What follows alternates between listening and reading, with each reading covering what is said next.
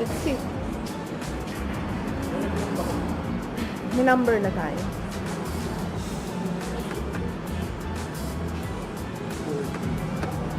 Wow! Number what?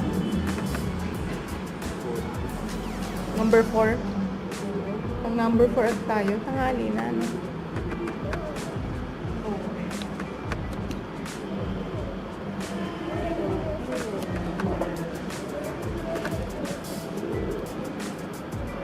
Hi, ate.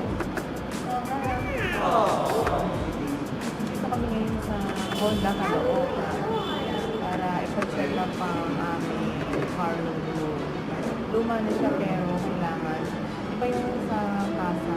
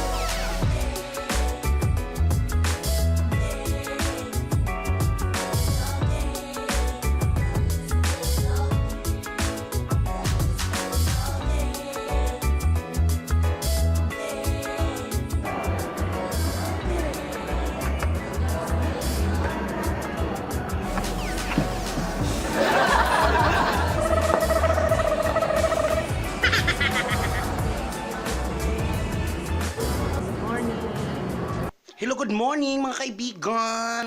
Dito tayo ngayon sa Honda Caloocan, maaga. It's only...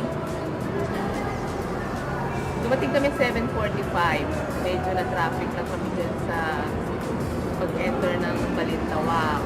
Kasi super volume ang mga sasakyan. Si Kuya nakangiti.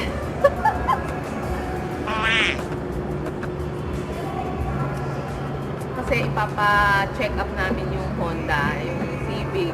Siyempre kahit na luma na siya, kailangan pa rin. Iba pa rin kasi yung sa kasa. Na-test na namin yung iba sa Bulacan, sa garay, yung mga alignment, yung change oil. Pero iba pa rin yung siyempre yung specialized sa kung saan siya ginawa. No? Hindi pwede balikan agad, right? Kaya mamayang hapon pero hindi nila sure kasi kailangan daw nilang bukod din dito sa dito sa kasa, kailangan pa raw nilang i-road test. Kung dami ko kasi nireklamo, medyo maalog na siya, so kailangan i-check ang suspension, dos yung preno. Medyo sabi ni Clark, may alog. Alog pa doon? May alog ba yun? Maalog pa yung preno? Yun, may alog din, so kailangan talagang i-road test. Tapos pinapa-align ko din yung mga gulong niya. Tapos yung sa dash sa panel, nakailaw yung brake light nakailaw. Kasi dati pinagawa si Romel dyan dun sa mekaniko niya. Eh, bigla na lang umilaw yung sa brake. Pati yung Clark sa nakailaw din yung battery. Diba? Sa battery, parang nakailaw din yung sa panel. Actually, marami na rin concern, kaya nakakatakot. Diyos ko, lagas na naman ang ating anda. Pinagda na ang ating. Kaya siguro itsura namin ito, mga ngarag na ngarag kami. Naligo kami kagabi. Ngayong umaga hindi kami naligo kasi parang maaga kami. Oh, sorry ba yun? Para maaga kami makarating. Gayong pa man, pang number 4 kami. Imagine mo, ang aga-aga na namin, hindi pa bukas yung Honda. 40 ba? Ba't ang dinig ko number 4? 40 ba? Oh my God, imagine mo, alas 7 pa lang. Number 40 na kami. Kaya talagang iiwan. So, i-tour ko muna kayo dito sa loob para humaba-haba yung video ko. And SM tayo. Doon na lang siguro kami magpapalipas ng hapon and then uwi na rin kami. Bibibilin ako sa, ipapacheck ko pa rin. Dapat doon kami pumunta after nito sa Ortigas kami. Ipapa-warranty ko nga yung camera. Kaso, iiwanan si Kotse, so hindi kami marunong mag-commute.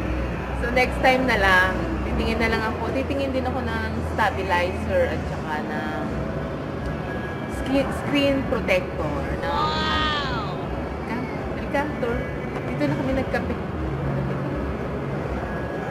Baka akala nila bibili tayo ng kotse. Hindi po kami bibili. Wala po kaming pera.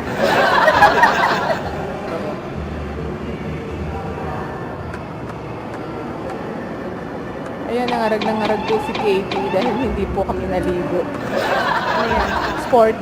Sports car. All new Civic.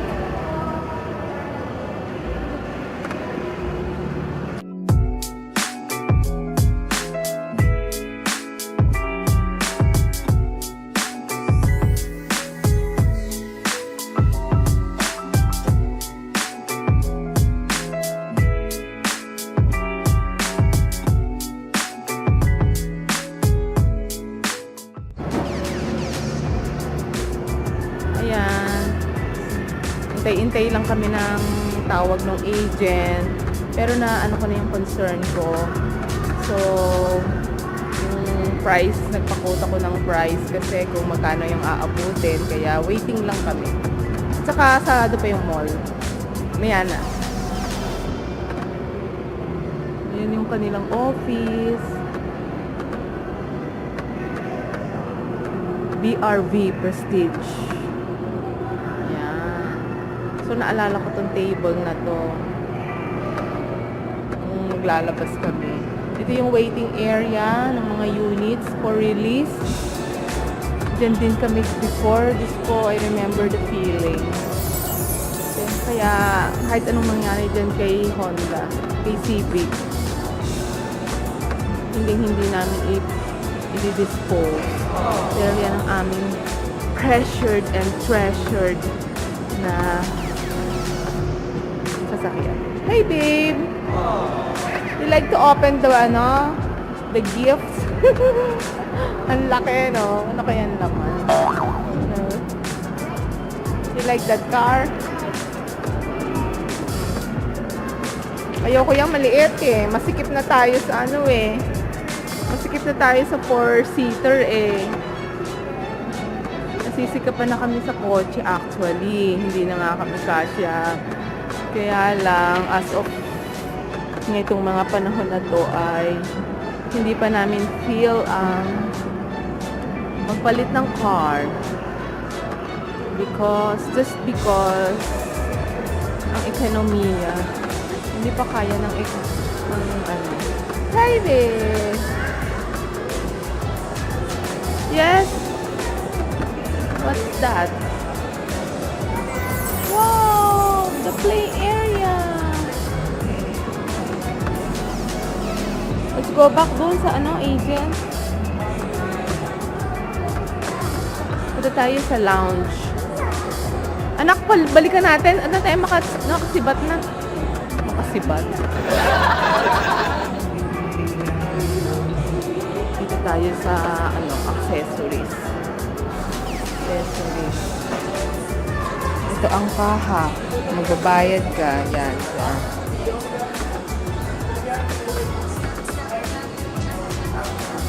Okay na. It's, time check is 4:30. Kanina 8 o'clock. Ngayon 4:30 na. Nagpalipas muna kami ng oras. Nag-malling muna kami. And then, mga 3:30, pumunta na kami dito. So, napakadami niyang na-diagnose sa kanya. Na-diagnose, ayan. Sa suspension, kailangan na magpalit ng suspension repair. Kailangan na rin kaming mag-clutch repair and brake repair. So, yung mga oil leak, yung mga strainer, mga ganyan, steering repair. Meron na rin. Sobra, ang dami ng kailangan i-maintain sa kotse.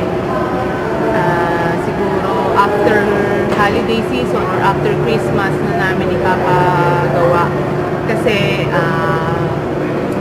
iiwanan siya ng 3 days dito. And kailangan muna namin siyang gamitin muna. So after holiday, paano na lang namin babalik. So, ayan.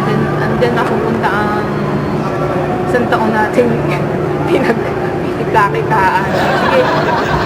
Okay, bye-bye. Hindi na kami. Ang sarap talaga ng kasa mente ng bagong-bago uli. Iba talaga yung galing sa kasa. Ang labo. Ba't malabo? After ma-repair yung brake, after ma-repair yung... Ang labo. Buwisit. Listen, someone.